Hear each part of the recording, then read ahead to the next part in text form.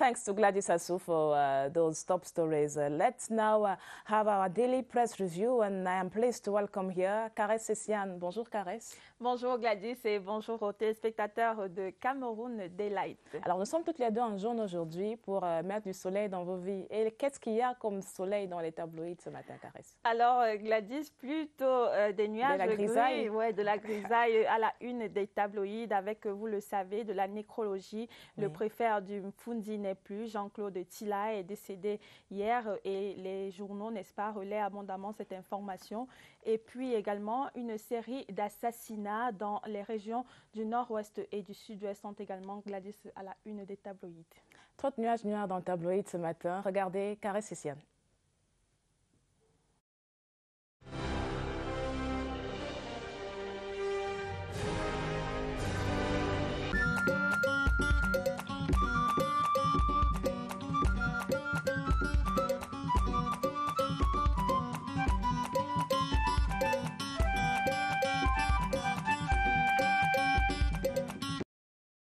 Monsieur, bonjour et bienvenue. Vous regardez Tabloïd, votre revue de presse sur CRTV et CRTV News. Commençons tout de suite avec le quotidien national bilingue Cameroun Tribune qui s'ouvre sur une bonne nouvelle et titre « Choc économique lié au Covid-19 ». Le Cameroun résiste bien. Le journal de Marie-Claire Nana explique que selon l'agence de notation Moody's, notre pays, du fait de la diversité de son tissu économique, affiche résilience et stabilité et détient donc les armes pour sortir de la crise économique causée par le coronavirus avec beaucoup moins de cas que d'autres pays de la sous-région Afrique centrale. Parlons encore économie, cette fois avec le quotidien de l'économie, le journal de Thierry Ekouti qui nous apprend en pied de page qu'une nouvelle banque ouvre ses portes au Cameroun. En effet, la Banque nationale de Guinée équatoriale ouvre une filiale dans notre pays. Elle est baptisée Bange Bank Cameroun SA. Une information confirmée par le ministère du Commerce qui précise avoir accordé un agrément commercial à l'institution bancaire équato-guinéenne, rendant ainsi légale son implantation imminente sur le territoire national camerounais. Le billet hebdomadaire Le Financier d'Afrique titre Formation, la monétique de Jujimac intègre le trésor public. Le journal nous apprend que les cadres de la direction générale ont entamé hier une formation de 3 jours pour s'imprégner des techniques de la monétique intégrale implémentée par le groupement interbancaire monétique de l'Afrique centrale. Une monétique intégrale qui vise à offrir des services de convergence mobile, de transfert d'argent et des interactions cartes interopérables entre les pays de la sous-région Afrique centrale. Le billet hebdomadaire Défi actuel nous apprend en sous-tribune que l'État menace de résilier les contrats des marchés publics à 89 entreprises. Celles-ci sont soupçonnées d'avoir abandonné au moins un marché lors des exercices 2018 et 2019. Elles ont 21 jours pour procéder à la reprise des prestations, faute de quoi elles seront exclues de la commande publique pendant 2 années. Le quotidien Le Jour parle également économie et titre « L'absence des pièces de monnaie nuit à l'économie ». Dans une enquête à lire de la page 2 à la page 3, le journal d'Aman Mana montre comment cette situation affecte depuis bientôt 4 années le pouvoir d'achat des plus modestes. Le Jour qui nous apprend également en pied de page que le préfet du Mfundi est décédé. Jean-Claude Tila a rendu le commandement hier 12 août 2020 en début de soirée des suites de maladie. L'administrateur civil principal avait passé 10 ans à la tête du département du Mfundi. Le parcours de l'homme est à lire en page 5 du quotidien Le Jour. The Guardian Post, parution de ce jeudi, s'indigne après l'assassinat filmé d'une femme à Mouyoka dans la région du sud-ouest. En effet, dans une vidéo digne des films d'horreur qui circulent sur les réseaux sociaux des combattants séparatistes égorgent une femme accusée par ces derniers d'être un traître et d'avoir renseigné le gouvernement sur leurs activités. Plus de détails sur ce crime à lire dans les colonnes de The Guardian Post, parution de ce jeudi. Le quotidien Émergence également parle de ces assassinats tous azimuts. Le journal nous dit que l'assassinat de cette jeune femme survient juste quelques heures après la décapitation d'un conseiller municipal de la localité de Ndop dans la région du Nord-Ouest. Des images effroyables devenues virales sur Internet et qui témoignent de la barbarie en cours là-bas, des meurtres donc à répétition dans les régions du Nord-Ouest et du Sud-Ouest. Le bi-hebdomadaire L'Étudiant titre « Enseignement supérieur ». 3 instituts privés désavoués. Il s'agit de l'Université internationale d'Afrique centrale, de l'Université internationale des sciences appliquées et de l'Institut international d'Afrique centrale. 3 structures interpellées donc par le ministre d'État, ministre de l'Enseignement supérieur Jacques Fam Ndongo. Les motifs de cette non-reconnaissance par la tutelle académique sont à lire en page 2 du journal L'Étudiant. Mesdames, Messieurs, voilà, c'est sur ce que nous mettons un terme à cette édition de Tabloïd. Merci de faire vivre la presse en vous rendant dans les kiosques pour acquérir ces journaux. Je vous souhaite de passer une excellente journée en compagnie de nos programmes.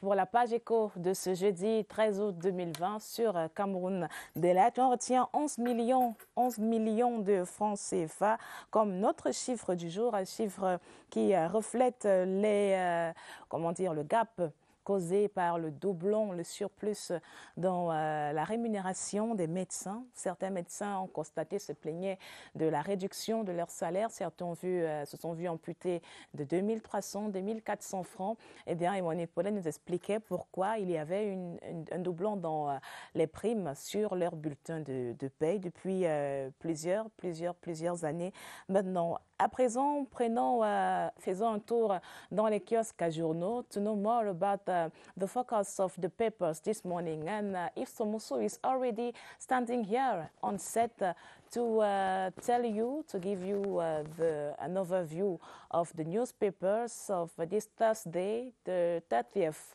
of August 2020. Yves, welcome. Thank you, Gladys. Good morning. Morning. How are you this morning? I'm good. Seeing you, I'm good. So tell us, what are the major news stories in our papers this morning? Yeah, the papers are talking about the condemnation of the gruesome killing by unidentified armed men in Moyoka in the southwest region. A woman was butchered. And so the papers talk about the condemnation and how viral the video has gone on social media. But the papers also talk about Cameroon having a good mastery or managing properly COVID-19, and its impact on the economy is more or less felt. More, those topics and more are developed in Tabloid with Yves Somuso Libaga.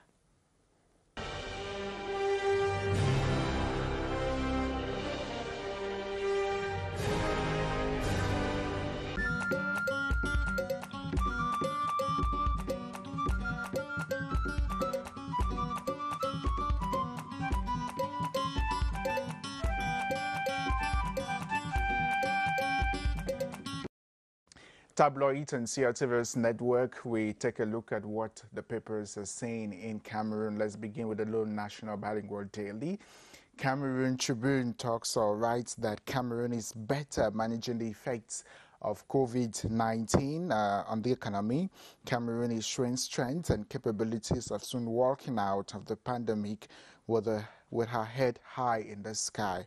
Whereas the COVID-19 crisis is having a devastating effect on workers and employers in all sectors across the globe, workers in essential services such as health and frontline emergency response continue to be at high risk of infection. Grocery workers, flight attendants, and auto workers are among those who have seen both their health and livelihoods threatened by the pandemic. Cameroon seems to be handling the crisis better in the sub-region. You can read more in today's edition of Cameroon Tribune. Butchering of women in Moyoka, the Guardian Post writes outright insanity in the name of independent struggle. There has been widespread condemnation following the gruesome killing of a woman in Moyoka, Fako division of the southwest region of Cameroon by some armed men. A video surfaced online Tuesday, August 11, showing the woman with her hands tied to the back while she is being beaten and dragged on the road by some men whose faces do not appear on the video. With the aid of the machete, the lady's neck is cut twice as the armed men throw invectives at her. With blood oozing vigorously from her neck, one of the executioners pulls the lady's body and places it in the center of the Boyakumba Highway. The woman in her late 40s is accused by the armed men of being a blackleg, someone who serves as an informant for the state forces.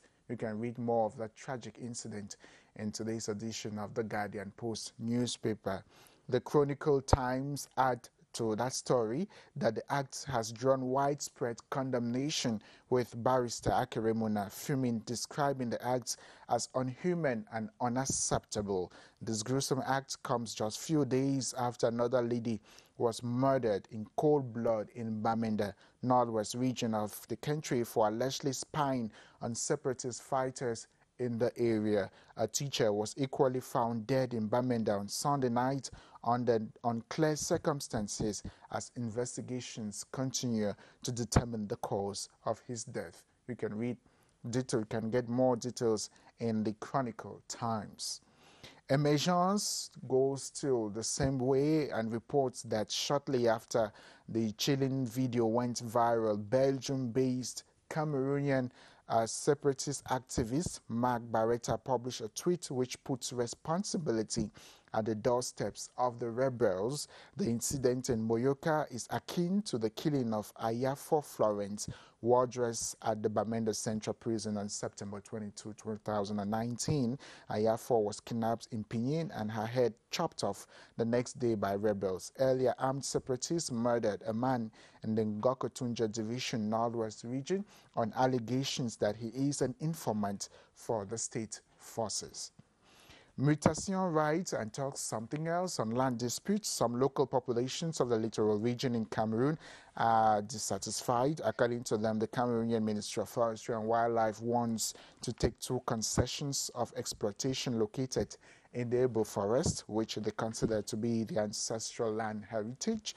These 2 concessions represent 85,000 hectares out of the 150,000 hectares of the Ebo Forest, are still intact wooded area located partly in the littoral region of the country. You can get more further information in today's edition of Mutation newspaper. We end with The Crown. The Crown writes that the substantive and alternate members of the Higher Judicial Council met at the Unity Palace Monday in a session that was chaired by the President of the Republic, His Excellency Paul Biya, guarantor of the independence of Cameroon's magistracy. It was an opportunity for recently appointed members and the secretary of the institution to take their oath of office. This was followed by the establishment of a disciplinary council. The Crown says no case of indiscipline was presented to the body. The promotion and transfer of magistrates and the posting of graduates from the National School of Administration and Magistracy were also examined and validated. That does it for what the papers are saying. Get to the newsstands, buy a newspaper, read, and have a wonderful day.